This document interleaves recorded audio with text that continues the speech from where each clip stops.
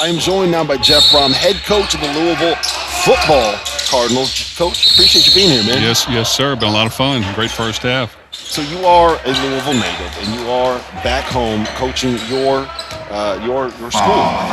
How has that been? How have you been embraced by your local fan base? Oh, well, it's been great because I know this fan base. A lot of great people, very passionate about sports, basketball, football, love their university. And, you know, I want to try to do my best to give us some wins, give us some great moments, give us some, hopefully some championships at some point. But a lot of work to do, but we're going to work hard at it, have some fun with it. And I know our fans showed out last year for sure.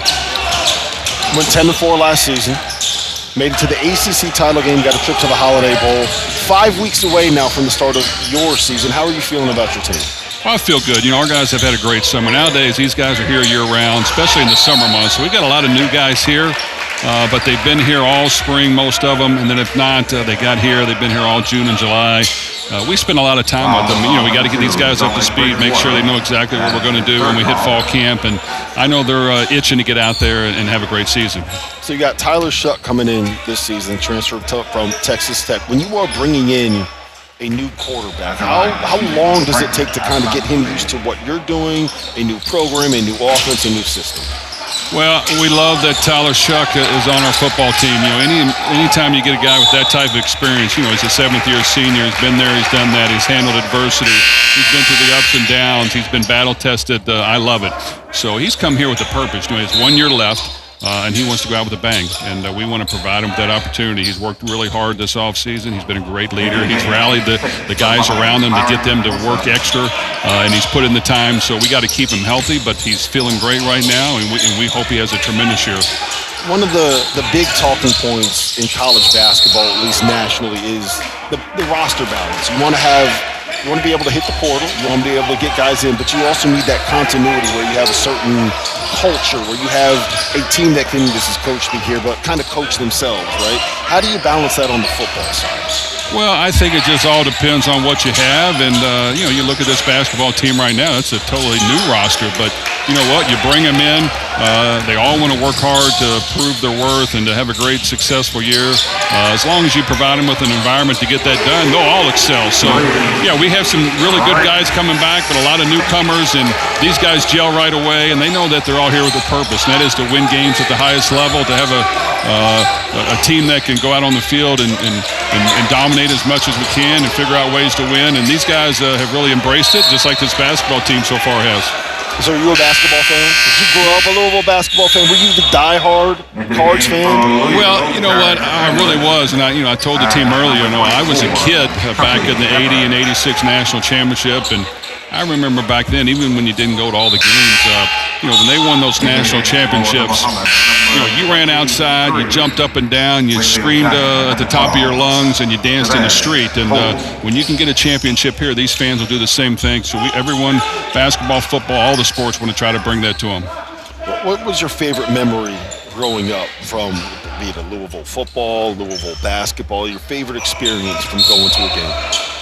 Well, I had a lot of fun, really. Like I said, you know, those national championship teams and watching Darrell Griffith and Purvis Ellison and those teams coached by Denny Crum and, you know, them coming through and winning the national championship here at Louisville was a great moment. I remember I was just a young kid, 10 years old one time, I guess 16-year-olds the other, and you know, that's what it's all about. All these kids and all these coaches, they try to work hard to get to that ultimate peak of their profession. And, you know, if you can do it, it's a lot of fun. And then you look at teams across the country, it can be done. You know, if you put your mind to it, if you're willing to work hard at it, if you want to put in the time, anything can happen. We're here with Floyd Street Media. We're here with 502 Circle. What have they done to help you guys? What have they done to help football? Well, 502 Circle and really everyone that participates in the NIL program has been outstanding for this university at this point.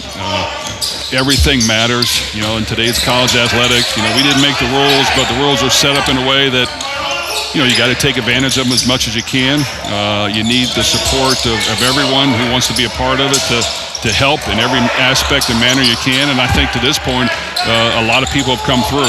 And, you know, you try to push the envelope further, but these guys want to see a high level of basketball and football and sports at this university, and to do that, everybody's got to have to do their part, and it's just a different landscape now, and there's different ways to do it, but you got to participate in it. But our fans have been great. So I got to ask you this: you played pro baseball during the summers off from playing quarterback in college. How do you do that? How did you manage that? And how good were you as a baseball player?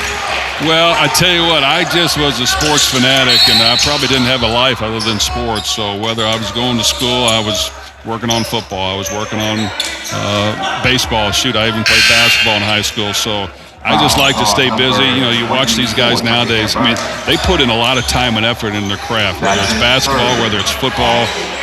You just can't go out there and show up and play. I tell my 13-year-old daughter all the time, I said, look, if you really want to be good, it doesn't just happen. You got to make it happen, and you got to spend the time to make it happen, and you've got to be able to work through a few hard trials along the way and figure it out. But if you're willing to do that, great things will happen.